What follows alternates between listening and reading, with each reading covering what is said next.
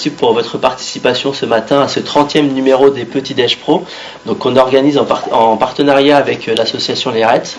Donc pour celles et ceux qui ne me connaissent pas, je suis Soufiane Kachla, je suis le directeur du tiers-lieu. Et donc pour ce nouveau numéro, on accueille aujourd'hui Julien Darguès. Je ne sais pas si on le présente encore en Touraine ou pas. Oui. Sur Facebook, oui. Ouais, sur Facebook, je le ferai. Donc je vais laisser la parole à Maxime pour présenter les raids et le format des petits déj pro, et ensuite on aura donc ce matin un petit déj pro qui va changer un petit peu ses habitudes, notamment parce qu'on accueille le Café RH représenté par Christine Chambard du collectif Territoire d'Industrie Grand Est Touraine, qui va animer un petit peu ce débat d'échange. Voilà, Maxime. Merci Soufiane, bonjour à toutes et à tous. Oui, c'est un plaisir de vous retrouver ce matin pour le 30e Petit Déj Pro. Donc nous sommes réunis au Petit Déj Pro où on se retrouve tous les premiers vendredis de chaque mois au Rubixco et également en Facebook Live. L'objectif c'est de proposer une thématique de gestion d'entreprise. Donc moi pour ma part je suis Maxime Lehoux, ma casquette professionnelle, je dirige une agence d'emploi et de recrutement qui s'appelle ITP, donc on va en revenir tout à l'heure, thématique forcément qui est au cœur du sujet. Et pour ma casquette associative, je préside un groupement d'entreprises qui s'appelle l'ERET, Entreprendre et Réussir dans l'Est Touraine, où l'objectif est de fédérer les chefs d'entreprise du territoire sur Touraine-Est-Vallée, de créer du lien avec nos élus et d'agir sur des actions de développement économique pour nos entreprises et le territoire. Donc ce matin, thématique ressources humaines et digitales, ressources humaines et digitales. Donc on accueille en effet Julien Darguès qui est président de Digital Loire-Vallée et qui est fondateur de Interview App. Alors notamment parce que tu as fondé pas mal de structures et toujours sur une thématique qui les lie, c'est le digital. Souvent. Et les RH. Pour la plupart. Les RH. Et les RH. Ouais, les RH souvent, ouais. Je vais y revenir. Donc, le format, c'est très simple. On démarre à 9h jusqu'à donc 9h45, où Julien sera là pour dérouler la thématique. En fonction de ce qu'il va vous proposer, on aura la possibilité d'interagir avec lui. Donc également sur Facebook, on pourra relayer vos commentaires. Et après, donc le petit déj pro va se transformer en café RH, territoire d'industrie Grand Est Touraine. Juste pour une petite demande de Julien, est-ce qu'il est possible très rapidement, nom, prénom, fonction, faire un petit tour de la salle pour qu'il puisse savoir qui est dans quel axe de travail, afin de mieux cibler la conférence de ce matin. Ouais. On parle un peu fort pour Facebook. Et Facebook aussi, on attend vos commentaires. Christine ? Allez.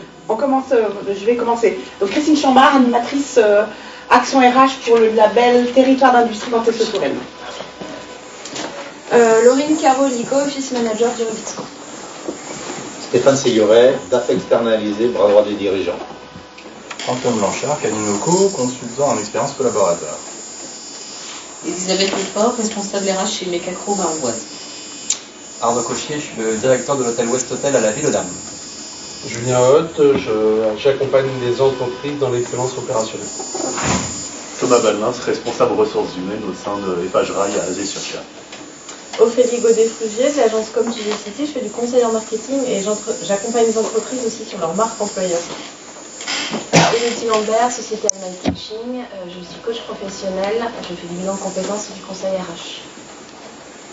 Pascal Lezin, créateur d'entreprise, photobiographe dans la culture entreprise de Séville. Guillaume Malassinet, j'ai un cabinet de conseil en stratégie, ça s'appelle Cross Plus, et je travaille encore aujourd'hui chez un vigneron à Montlouis, qui s'appelle Vincent Denis. Frédéric Michler, Huménéo, et j'accompagne en innovation RH. Christopher Benino, donc je suis gérant de l'agence Guillotine Immobilier de Montlouis. Mélanie Gaucher, je suis agent général sur Chinon et Verneuil-sur-Brenne pour la compagnie ARS. Romain Martin, dirigeant de la société Esquissal, on est spécialisé dans le composite. Léa Renaud de la TRH, consultante en recrutement sur la partie industrielle. Marie-Carrie, j'ai créé BRH et j'accompagne les entreprises au niveau RH, les PME, les TPE. Eugénie Duboucher, donc je suis dans la formation chez Léa dans le recrutement. Johanna Bonani, je suis avocate en droit du travail pour le cabinet FIDAL. Charlotte Delabès, responsable d'un groupement d'employeurs Nord-Vienne et Touraine, donc mise à disposition de salariés en temps plein et temps partagé. Et la meilleure pour la fin.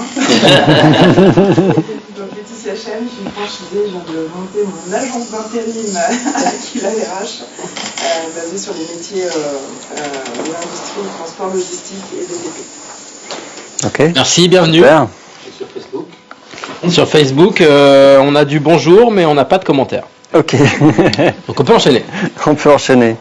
Eh bien, c'est mon tour. Donc, Julien Darguès, je suis papa de 3 enfants, dont des jumeaux de 2 ans, voilà, qui occupent une grosse partie de mon emploi du temps. Et je suis entrepreneur depuis 2010. Donc, ça va faire 13 ans maintenant. Le temps passe vite. Alors, j'ai une mauvaise nouvelle, c'est que j'ai pas fait de présentation. Donc, ça va être un moment plutôt d'échange. Et puis, je vais essayer de m'adapter à des sujets qui vont vous intéresser, alors toujours en lien avec les RH et le digital. Mais pour compléter ma petite présentation, donc je suis un produit de local. Hein, je suis diplômé anciennement de l'ESSEM, qui est devenu Excelia aujourd'hui, et je m'intéresse vraiment à la partie formation, puisque je suis aussi membre du conseil d'orientation stratégique du groupe Excelia. Et quand je suis sorti de l'école, j'ai créé Interview App, qui est une plateforme qui permet de faire des entretiens vidéo asynchrones. Est-ce que ça parle à quelques personnes dans la salle si je dis asynchrone? Ouais, levez la main pour voir. Bon, c'est bon. C'était il y a 13 ans, donc je me dis, au bout d'un moment, les gens vont tous connaître. Et donc on a, alors les premières années ont été un petit peu difficiles, hein, parce que si vous revenez 13 ans en arrière, il y avait même pas Skype dans les services RH à l'époque, et donc ça a été, j'avais pris mon petit bâton de pèlerin, et en fait j'avais eu cette idée-là parce que j'étais en double diplôme au Mexique. Et je me suis dit à un moment, je vais devoir trouver un job, donc j'avais commencé à postuler à des offres d'emploi en France. Mais le problème, c'est que il n'y avait pas de visioconférence, et en plus il y avait 8 ou 9 heures de décalage. Donc c'était extrêmement compliqué. C'est à ce moment-là que j'ai eu cette idée de créer Interview App et de me dire très bien, ils peuvent peut-être m'envoyer quelques questions auxquelles je répondrai quand j'aurai le temps. Et ensuite ils pourront regarder mes vidéos en train de m'enregistrer, accompagnées de mon CV. Quand ils auront le temps. Quand ils auront le temps, voilà. Parce que, notamment quand on est un jeune diplômé, on n'a pas forcément grand-chose à mettre sur son CV. C'est un petit peu moins vrai aujourd'hui parce que l'alternance s'est beaucoup développée. Et donc on peut déjà justifier d'une première ou même une deuxième expérience professionnelle. Mais il y a 13 ans, c'était pas du tout le cas. Et en revanche, même si on a fait une alternance, on peut faire une réorientation. Hein, on a pu commencer dans un métier et puis complètement changer. Et à ce moment-là, ça ne veut plus rien dire, mais c'est aussi vrai quand on a 40 ans ou même 50 ans et qu'on décide de se réorienter. Son CV n'a plus forcément la couleur de ce qu'on a envie de faire les années qui suivent. Et donc c'était important pour moi de me dire qu'on était plus qu'un CV, que c'était important de partager assez rapidement un RH, parce que il n'y a pas que ça à faire, de me consacrer une demi-journée de son emploi du temps, d'aller assez vite sur qui j'étais, ce que je savais faire, ce que j'avais envie de faire, ce que j'étais en capacité d'apporter à une organisation sur un temps très très court, pour faire tomber finalement des préjugés qu'il peut y avoir sur j'ai peut-être 50 ans mais je suis en reconversion, ou alors je suis jeune mais en fait je suis capable de démontrer et de convaincre que je suis la bonne personne pour un poste peut-être un peu plus senior qui demande 3 ans d'expérience par exemple, parce que j'ai eu une super expérience en alternance, ou parce que je suis président d'une association sportive et donc je sais ce que c'est que de gérer un budget, etc. Hop, je termine ma petite présentation, après je reviendrai sur les sujets RH. Toujours dans les RH, parce que alors, on s'éloigne un petit peu du digital, mais je suis aussi le papa d'un espace de coworking à Tours, qui s'appelle Waza, alors qui s'appelait l'EHQ à l'époque, et puis on a été embêté par une société américaine sur la propriété intellectuelle du nom, donc on a changé de nom en septembre dernier. Donc c'est un bâtiment qui se trouve place Jean Jaurès, au-dessus de la Poste, pour ceux qui connaissent le coin.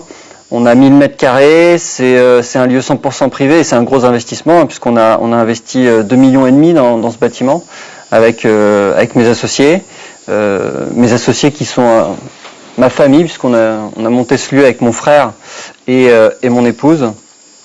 Et aujourd'hui, on accueille une centaine de personnes en résidence et une communauté de 200 à 250 personnes qui ont des tickets de journée, de demi-journée qui fréquentent notre espace. Et notre slogan, c'est « Venez pour un bureau, restez pour tout le reste ». C'est parce que cette dimension RH, je pense qu'elle est importante pour les personnes qui viennent travailler.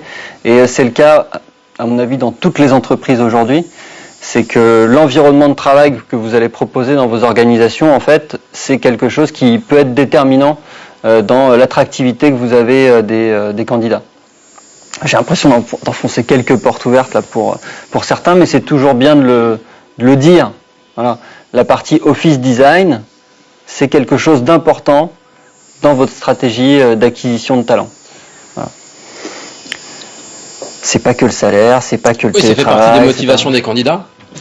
Bah oui, on a tous envie de travailler avec des collègues sympas et dans un environnement de travail qui soit professionnel, voilà, tout simplement, et propre.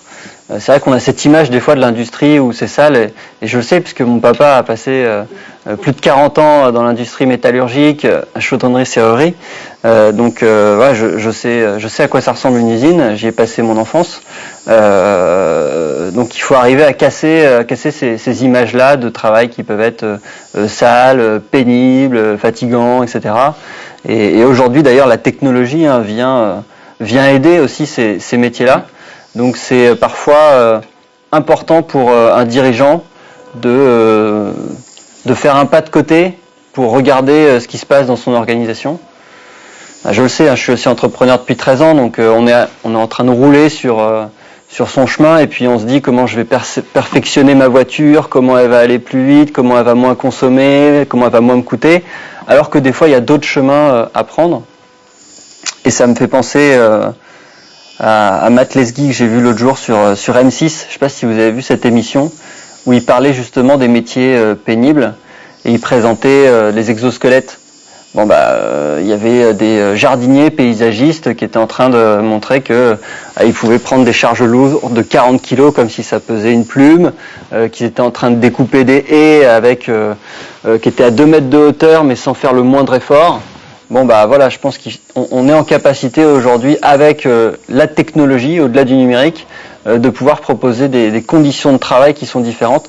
Faut-il faire ce petit pas de côté pour regarder ce qui se passe, regarder les technologies, regarder l'innovation qu'il peut y avoir dans son secteur. Et donc ça me fait une petite transition. Juste pour revenir, c'est vrai qu'un petit clin d'œil aussi à la genèse du Rubik's Co. Ton expérience que tu as eue donc avec le HQ et puis Waza maintenant, tu as participé aussi à la création de ce lieu. Ouais. Donc c'était un clin d'œil pour nous, c'était important pour le 30e Petit Déj Pro de marquer le coup. On voulait vraiment faire une édition spéciale et que tu sois là ce matin, c'était sympa. Ouais, effectivement. Je suis toujours un peu touche à tout, multicasquette, et donc quand il y a eu ce projet et que j'ai rencontré Soufiane, c'était un petit peu une évidence pour nous de transmettre tout le savoir qu'on avait accumulé en créant notre propre espace. Et puis en plus on l'avait fait dans des conditions vraiment entrepreneuriales, pas d'architecte, donc prendre les budgets. Aujourd'hui je sais combien coûte une prise de courant, une plaque de placo, etc. Donc on avait accumulé comme ça cette expérience, à la fois aussi sur la partie Office Design, à la fois sur la partie tech, parce que je viens de la tech, donc forcément c'était quelque chose qui me passionnait. Et donc tout ce qui est lié à rendre des bâtiments intelligents, le contrôle d'accès, la gestion des personnes qui viennent ici pour faire des réservations en ligne, des paiements en ligne, envoyer le code qui permet de pouvoir déverrouiller la porte, utilisateur, en fait, etc. Exactement, c'est ça, l'expérience utilisateur et comment le digital pouvait l'aider. Donc le Rubik's Co est au top de la technologie sur ça. Donc la transition que je voulais faire, c'est que du coup je me suis aussi engagé de façon associative et bénévole dans l'association Digital Loire-Vallée, que j'ai participé à fonder il y a 1 an et demi maintenant, 2 ans, 2021, oui ça passe vite.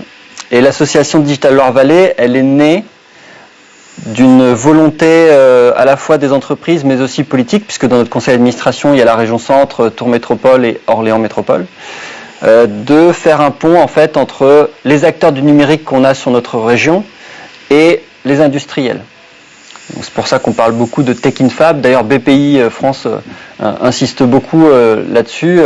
Je pense que c'est assez clair aussi que le gouvernement communique beaucoup sur la réindustrialisation de la France.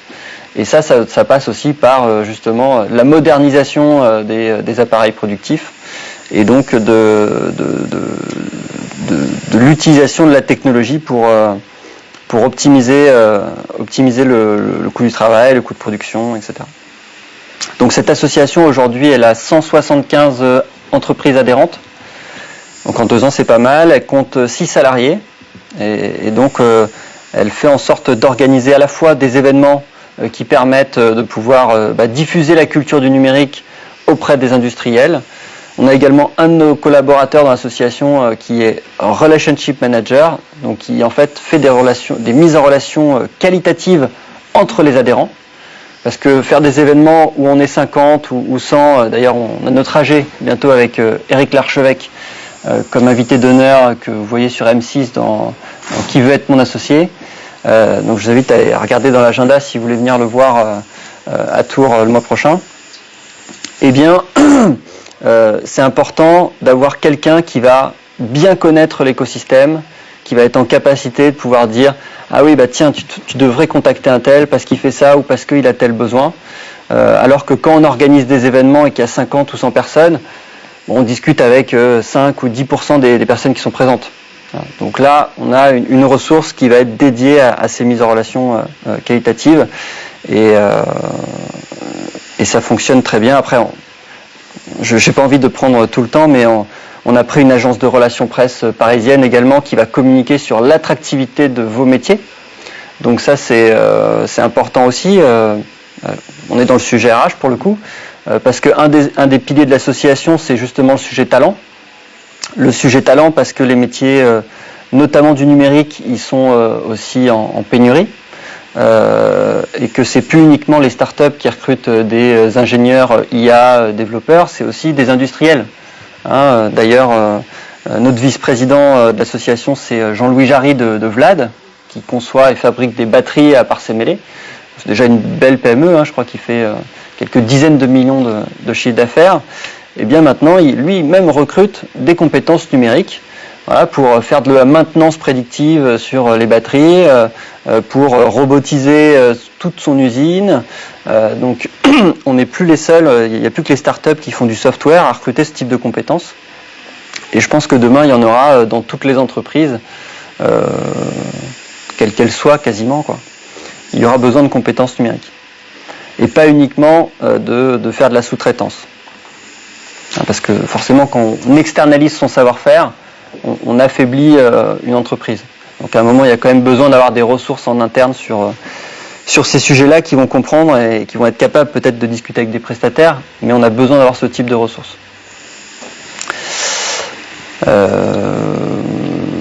Si je fais quand même un petit truc, c'est toujours emploi et ça pourra vous aider. L'association a lancé une plateforme qui s'appelle Connect Loire-Vallée, qui permet d'enregistrer la fiche de votre entreprise. C'est notamment ce site qui est utilisé par notre agence de relations presse pour communiquer auprès des grands médias sur l'attractivité de notre région, sur les entreprises que nous avons dans la région, sur les offres d'emploi que nous avons dans la région, sur les formations, alors plutôt liées au numérique, mais les formations que nous avons dans la région.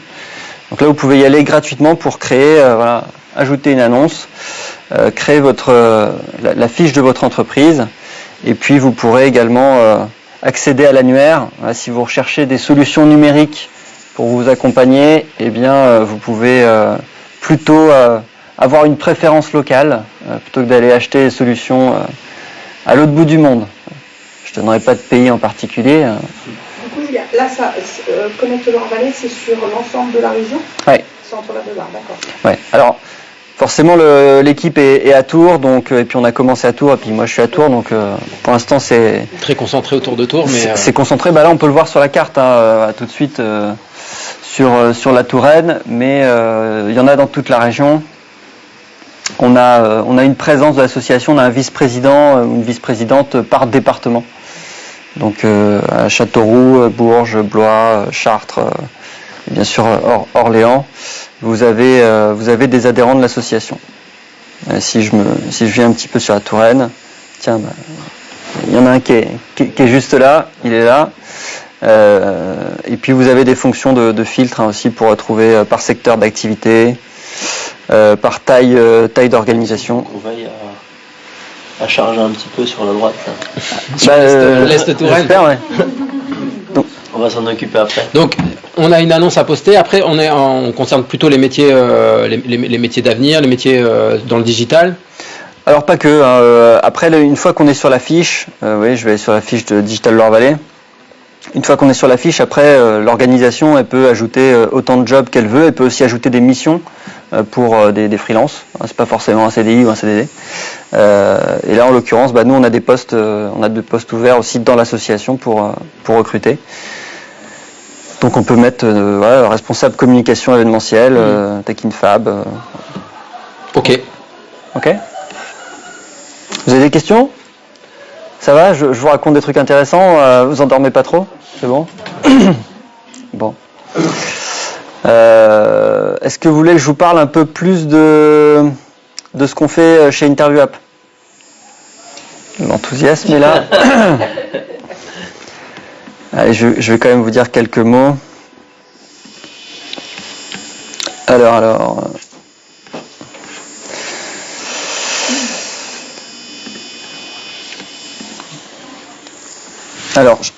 chez Interview App, en fait, quand j'ai commencé il y a 13 ans, j'avais pas forcément les mêmes objectifs qu'aujourd'hui. Forcément, une boîte, ça évolue, ça se transforme. Et puis moi, j'avais surtout une problématique candidat. J'avais envie de trouver un job quand j'ai eu cette idée. Et en fait, je me suis aperçu qu'il y avait un sujet quand même qui était important pour les recruteurs, c'est la durée des cycles de recrutement. Alors, je vais pas vous aider là sur les sujets pénuriques. Je suis désolé.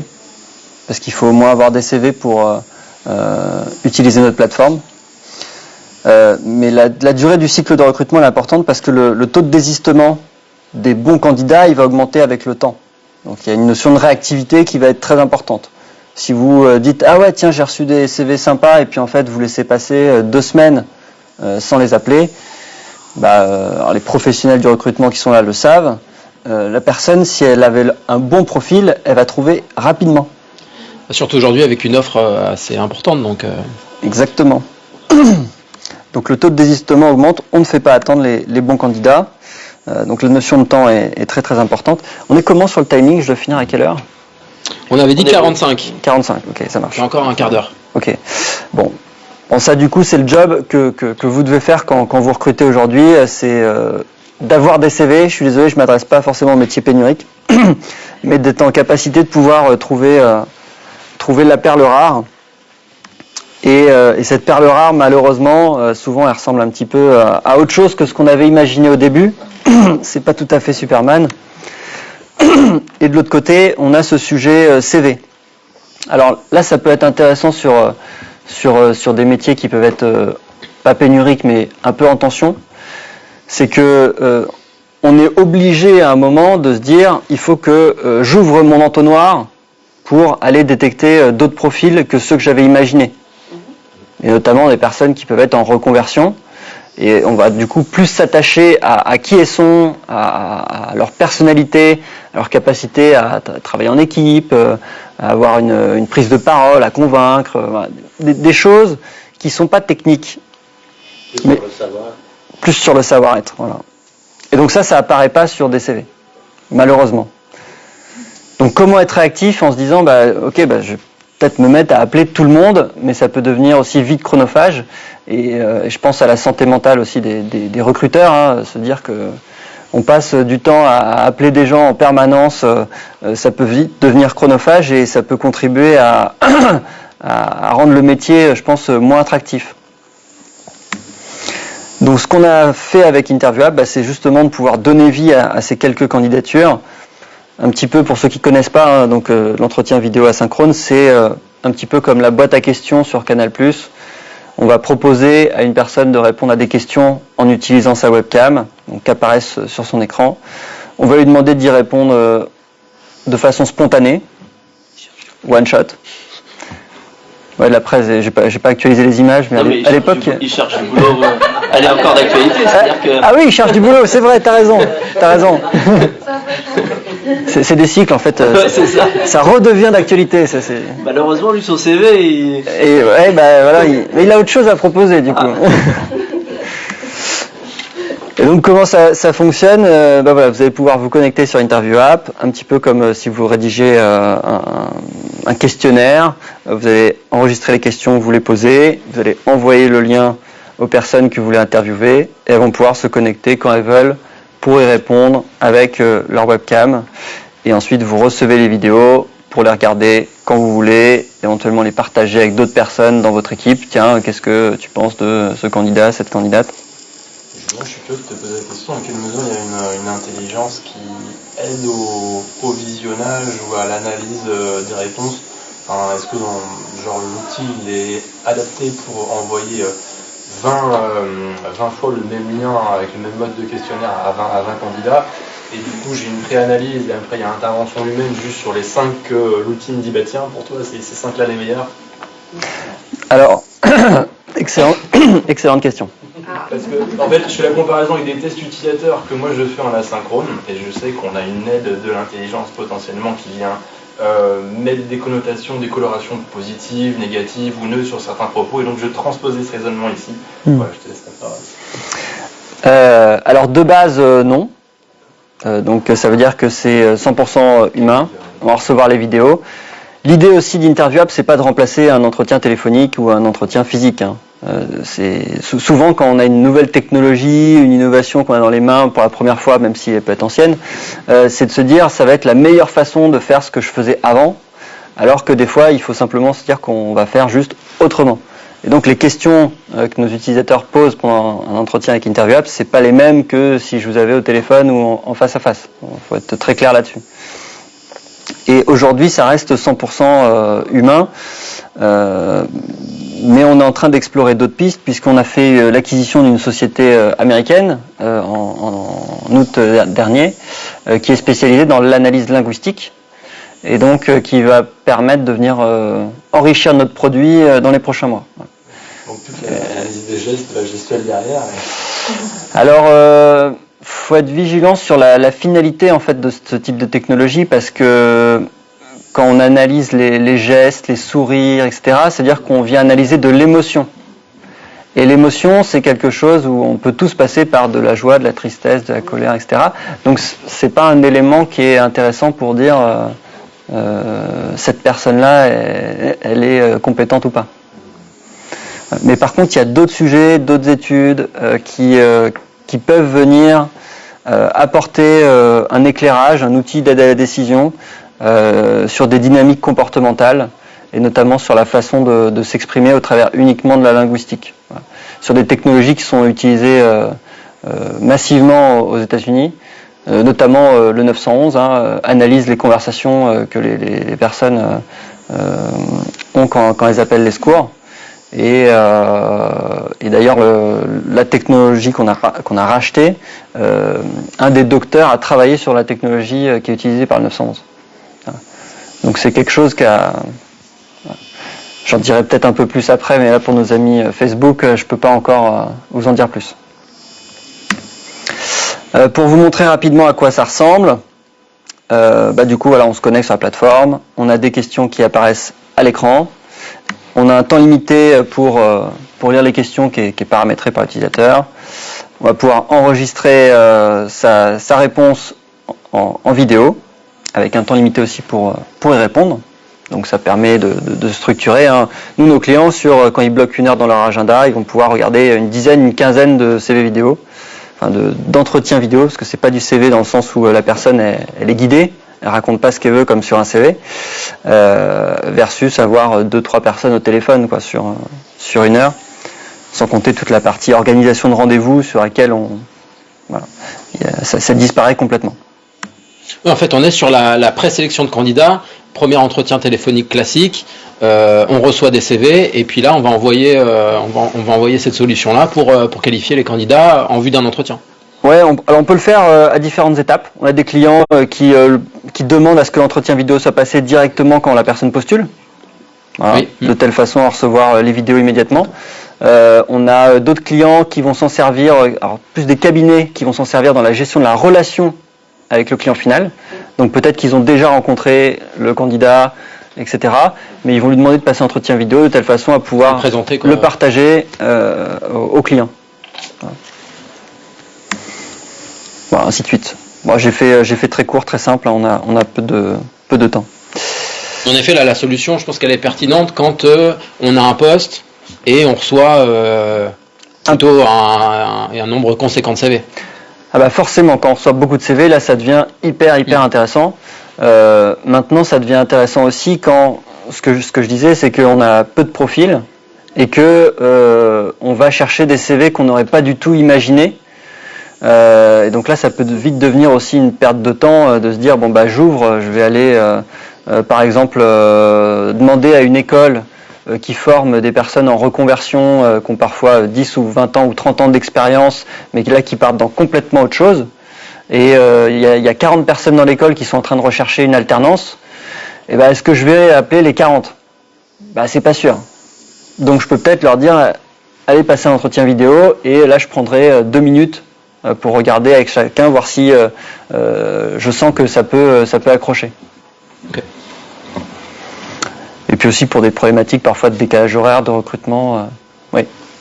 Il y a une petite question là-bas. Est-ce que vous faites des études concernant les retours d'expérience utilisateurs des candidats, Oui, bien sûr. Ouais. Et donc c'est pour ça qu'on existe encore aussi, c'est parce que finalement on a des taux de satisfaction qui sont assez élevés depuis 13 ans. Sachant qu'on est une société autofinancée, on n'a jamais levé de fonds, les fondateurs possèdent 100% des capitaux, et on fait 1 million à peu près d'entretiens vidéo par an. Ce sera peut-être plus le cas quand tu vas rencontrer l'archevêque. Bah, on verra avec Eric. Donc il y a des études de satisfaction que vous menez régulièrement pour voir l'appréciation pour les candidats de passer ce type d'entretien vidéo et de présélection. Absolument. Et aujourd'hui, vous avez quoi comme taux de retour ? On est pas loin de 90%. De satisfaction. Après, sur ce type d'études, des fois je me dis peut-être que les candidats ils savent pas vraiment qui va lire l'étude et vu qu'ils sont dans un process de recrutement, ils se disent c'est peut-être que la boîte voilà, si c'est quoi le biais ? Ouais.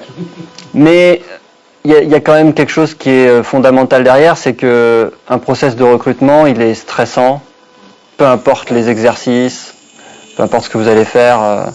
Moi, j'ai jamais rencontré un seul candidat qui m'a dit « Ah, super, le process, génial, trop facile ». Généralement, quand on sort de chez ITP, c'est ce qu'on dit. Ah ouais. Tu sais que la personne te croit. Ouais. Alors moi, je demande pas. Hein. C'est vraiment des remarques, Et puis remarques pertinentes à la fin de l'entretien.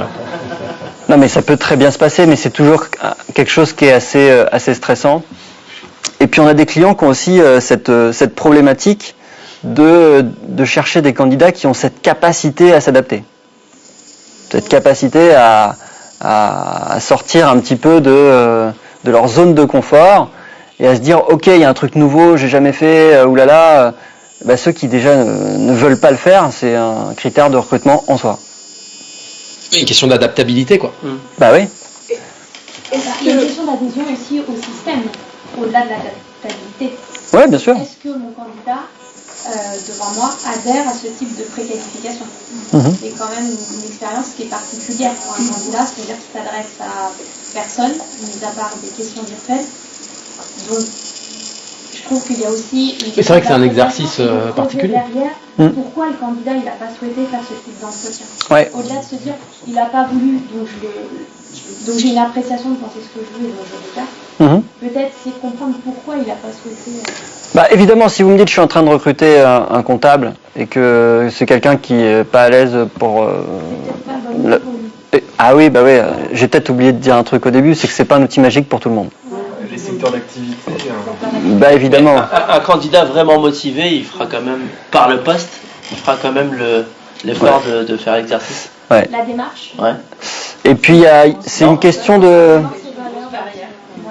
C'est une question de posture aussi.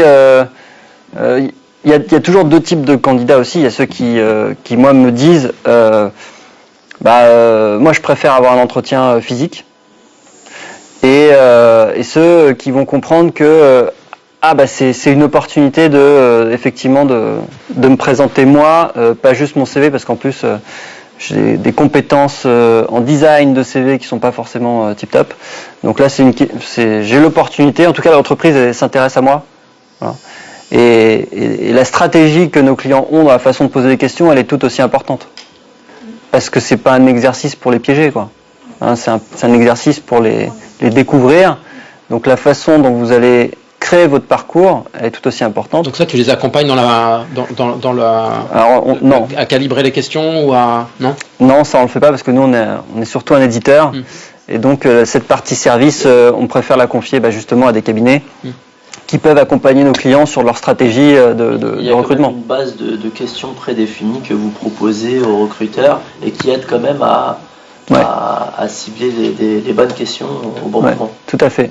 D'ailleurs, tu le sais parce que le Rubik's Cube est utilisé. Je ne sais pas parmi les participants s'il y en a qui connaissent la solution, qui l'ont peut-être utilisée ou pas.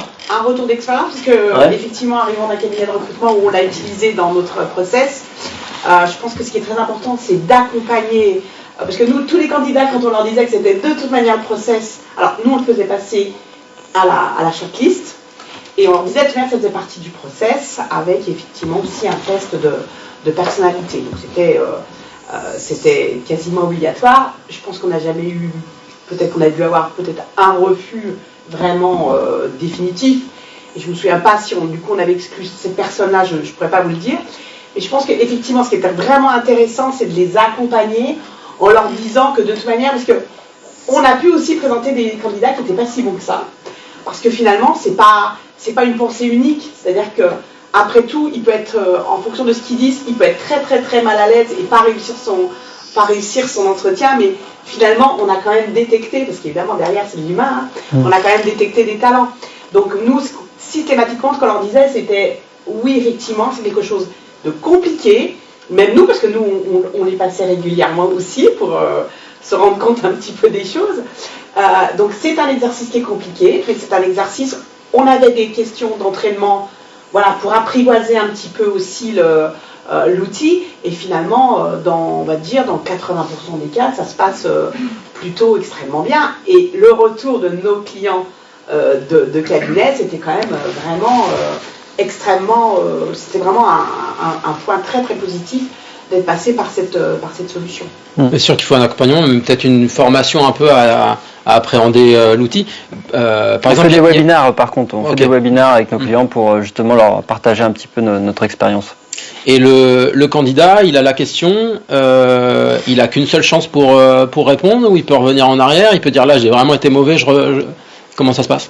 C'est possible, mais c'est la personne qui crée le questionnaire qui va le définir. D'accord. Donc l'intérêt c'est quand même le one shot, hein, c'est d'avoir une réponse spontanée et de ne pas se retrouver avec quelqu'un qui est en train de lire un bout de papier ou un Word sur le côté là. Donc d'avoir une réponse spontanée, mais l'outil permet de pouvoir effectivement apporter une possibilité de refaire. C'est la réaction du candidat face à la question qu'il découvre. Ouais, c'est la spontanéité.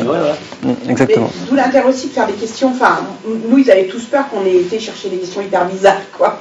Ouais. Donc voilà, faut pas faire des questions trop simplistes, mais faut pas non plus aller faire des. Enfin, nous, une fois, on a eu une question là, je me suis dit, comment est-ce qu'on va passer ça? C'était quel était votre animal totem? Et je me suis dit, même moi, si on me pose la question, mais je vais avoir du mal à y réfléchir. Enfin voilà, faire des trucs un peu. Voilà. C'est tout l'intérêt de faire un peu. Et on avait fait une session pour, je sais pas si vous connaissez, chez Adecco, il y a CEO for 1 month il recrute en fait un étudiant qui devient CEO de Adecco pendant un mois. Et ils avaient fait tout un scénario où en fait tout l'entretien c'était son premier jour chez Adecco. Et donc dans le script, les questions c'était là tu montes dans l'ascenseur et tu croises un collègue qui te dit ah c'est toi le nouveau CEO et du coup pourquoi ils t'ont choisi. Voilà. Donc ils avaient créé tout un scénario comme ça.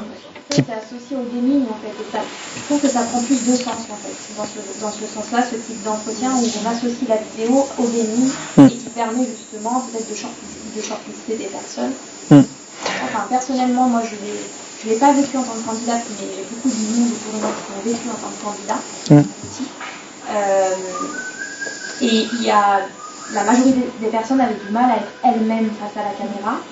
Tout comme il y a encore 5 ans, quand vous faisiez passer des entretiens en visio, les candidats avaient des difficultés à communiquer en visio parce qu'ils n'étaient pas à l'aise en fait, avec le système de caméra. Aujourd'hui, c'est moins le cas parce qu'on fait tous des visios à tire-larigot, donc c'est facile. Mais en tout cas, il y a encore quelques temps, dans l'expérience, je dirais, candidat, ce qui était ressorti, c'était des difficultés à être soi-même, voilà, face à l'outil. Ouais, mais pour moi, ça revient à ce que je disais tout à l'heure. C'est globalement dans le process de recrutement, la difficulté, c'est d'être soi-même.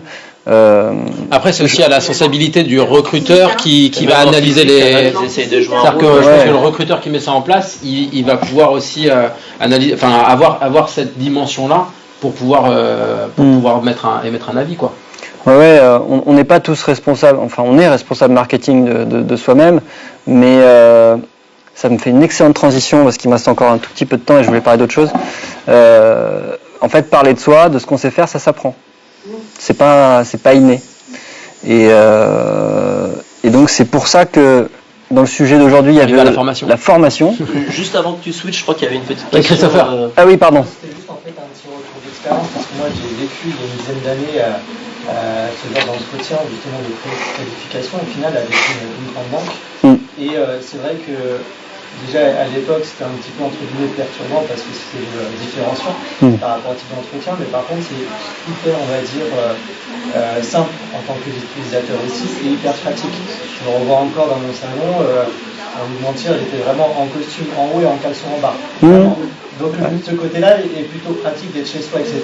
pour aussi gagner du temps en tant que candidat. Et aujourd'hui je me mets en position de recruteur. Et c'est typiquement des outils qui, je pense, sont vraiment très très intéressants parce que moi, dans l'immobilier, c'est vrai que c'est un métier qui aujourd'hui intéresse beaucoup de candidats. J'ai beaucoup de reconversions professionnelles et j'ai beaucoup de candidatures. Le problème, c'est effectivement, pour pouvoir faire un écrémage, des fois, c'est beaucoup de temps, donc on ne l'a pas forcément. Donc c'est vrai que ça, pour moi, c'est très très important. Et puis j'offre des crédits gratuits à la fin.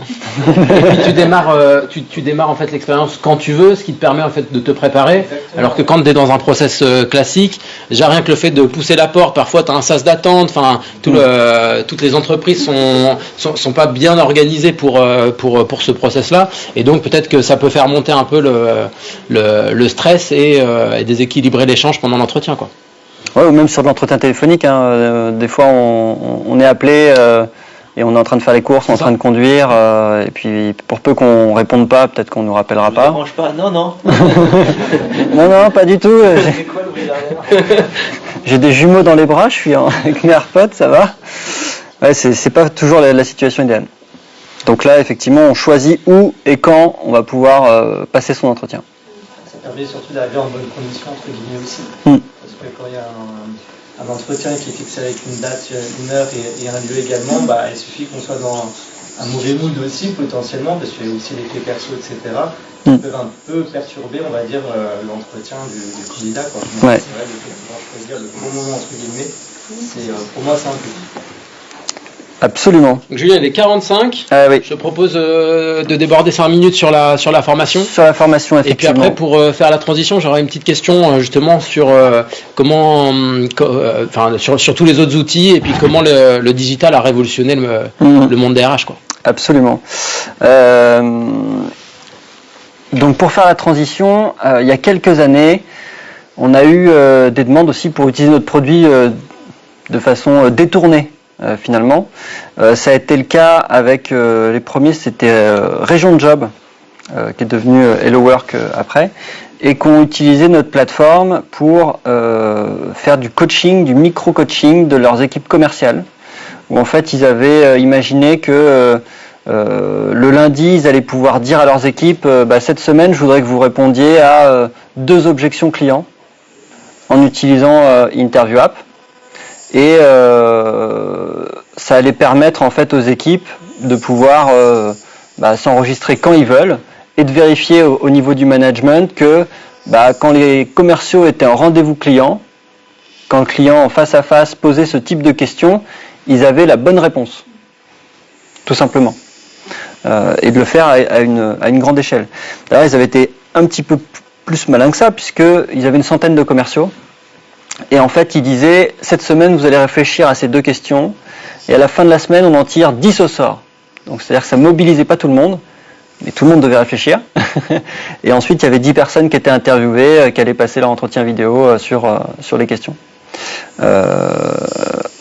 Et ça leur permettait aussi, alors ça c'est maintenant ce qu'on fait aujourd'hui, c'est qu'en fait en utilisant la plateforme, on peut constituer une base de connaissances de l'entreprise qui est produite finalement par les équipes sur tout un tas de sujets, et on peut petit à petit se constituer un YouTube interne de l'entreprise, voilà, avec des éléments de réponse qui sont validés par le management. Donc ça c'est le premier point. Le deuxième point, c'est que on travaille aussi avec des écoles, puisque, je le disais tout à l'heure, apprendre à parler de soi, ça s'apprend.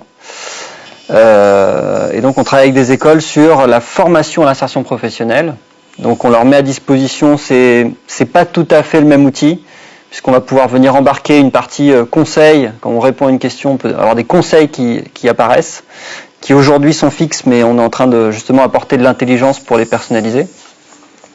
Et donc ça, on le fait à la fois sur le lycée, puisqu'on travaille pour notamment le CNED, le ministère de l'Éducation nationale. On fait tout ce qui est préparation au grand oral du bac avec le CNED. Donc c'est à peu près 15 000 étudiants tous les ans. Donc on a finalement des nouveaux usages qui apparaissent à partir d'un seul outil. C'est comme le questionnaire que vous avez, je ne vais pas citer de nom, mais toutes les grosses entreprises américaines proposent des surveys ou des formes.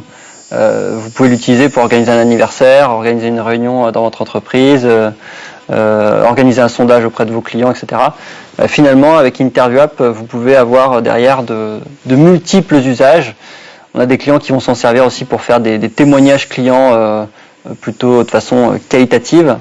Là, on a été consulté par une grande enseigne de distribution qui veut mettre des QR codes sur ses tickets de caisse et permettre aux utilisateurs de répondre en vidéo plutôt que de taper un feedback à l'écrit. Voilà, donc c'est des choses qu'on sait faire aussi. Et la partie formation, elle est, à mon avis, encore sous-exploitée. Il y a énormément de choses à faire, surtout sur des volets de micro-coaching en fait, voilà, du micro-learning.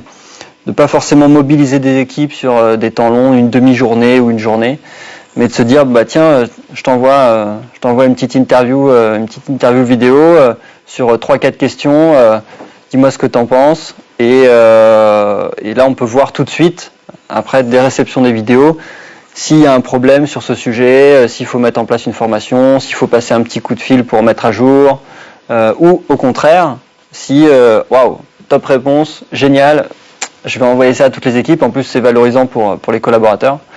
Donc voilà. J'ai fait en speed. Super.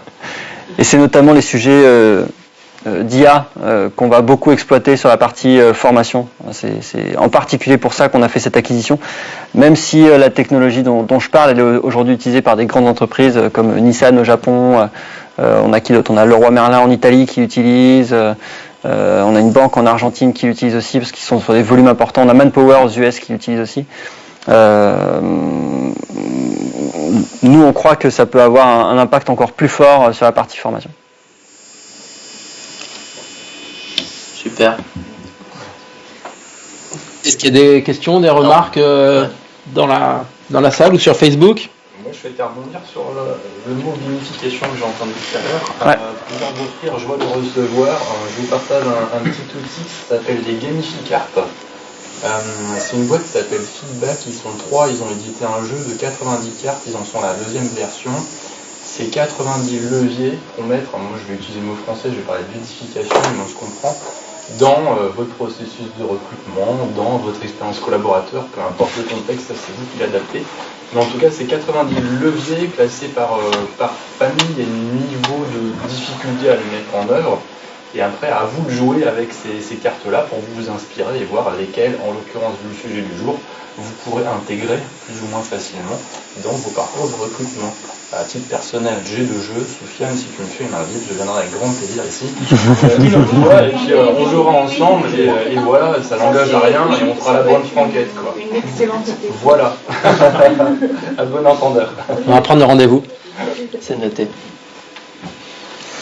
J'invite Christine à prendre ma place pour animer un petit peu le débat d'échange avec les participants.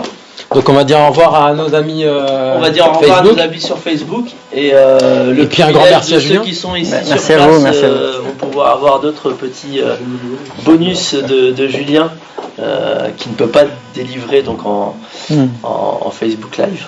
Donc fallait être sur place. C'est bon teasing ça. En tout cas, merci beaucoup pour ta présence. Ouais, merci à vous.